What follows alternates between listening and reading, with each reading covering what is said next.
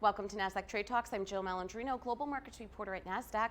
Joining me at the market site in Times Square, New York City, we have Matt Schulz. He is the Chief Industry Analyst at CompareCards.com by LendingTree. And we're going to take a look at consumer revolving credit, and it can only go so high without there being any consequences. Matt, it's great to have you with us in studio. I'm really passionate about financial literacy and having our audience understand the benefits and the consequences of their personal finances. Revolving credit up an annualized rate of 14% in December. Yeah, Wow. it was a really big jump, and it may seem like December would be one of those months where you would see a big bump with holiday spending, but traditionally, if you look at the numbers going backwards, it really hasn't been. So seeing that big of a jump is kind of concerning, considering we've already got Mount Everest of credit card debt out there anyway. Yeah, and that's just a fraction of, I think, overall consumer debt in America is 14 trillion, but U.S. revolving debt's up to 1.1 trillion. That's an all-time record and counting. Yes, yeah, we have blown past the pre-recession record, and it's basically just been hockey stick growth for the last several years, and it's not slowing down anytime soon. You know, it could be argued that the debt increase, it could be a sign of confidence, but you can only keep growing without any consequences. You can even liken it to the stock market. How many more all-time highs can we continue to hit before we have to pay the piper and think about our federal balance sheet as well as our own personal balance sheet? Yeah, I mean, something has to give, and truly we don't know what that mountaintop is as to where we start seeing delinquencies increase, but the truth is that even if delinquencies aren't increasing, it doesn't mean that people aren't still really struggling, because if you have $1.1 trillion in credit card debt, you just have, there are certainly people out there who are really struggling. Even if they're paying their bills on time, that debt mountain is still growing for them. Yeah, because you really can't keep up with the interest either, and you figure you have your 1.1 Sure. trillion in that, lots of young people in that category, then you have $4 trillion in student loan debt or whatever that number is. What's your best advice for young people or even older people that are going to retirement to manage this cycle that just seems unstoppable? Yeah, really the thing you need to do is take some sort of action. And the good news is that there are things that you can do. I had $10,000 in credit card debt when I was 24. I know what it's like to be drowning in this. And now one of the things that you can do is you can call your credit card issuer and ask them to lower your interest rate.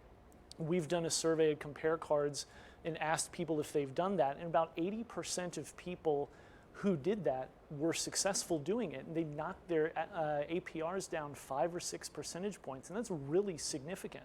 But the problem is hardly anyone ever asks. I would never have thought to ask that myself. I figured, you sign Sure. the contract, you have to get in there and pay your bills so it doesn't impact your credit score, because once your credit score is impacted, you really can't move on with anything else major in your life. Right. Does it impact your credit score if you ask to have your interest rate lowered?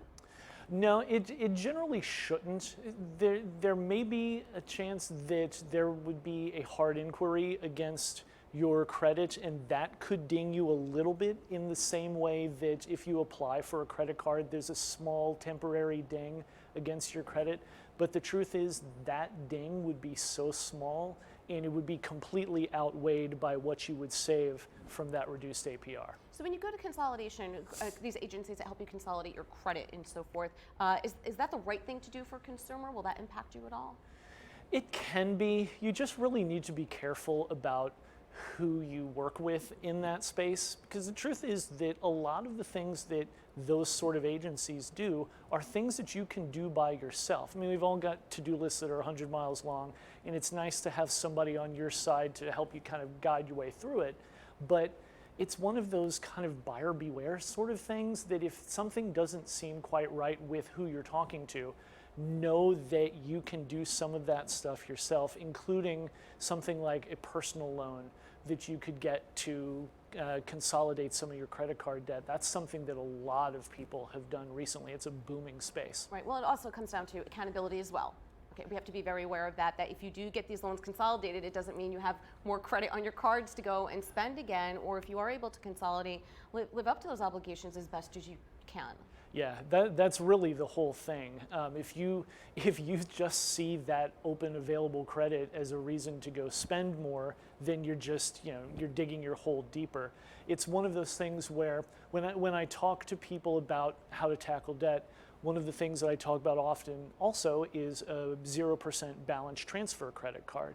And people sometimes think that it feels counterintuitive to get a new credit card to tackle credit card debt. And as long as you use it wisely, as long as you're disciplined and accountable to yourself, like you were saying, those cards can save you a ton of money by knocking down your APR to 0 for a year, 18 months, whatever the case might be. All right, Matt, great insight. Thanks so much for joining us. And thank you for joining me on Trade Talks. I'm Jill Malandrino.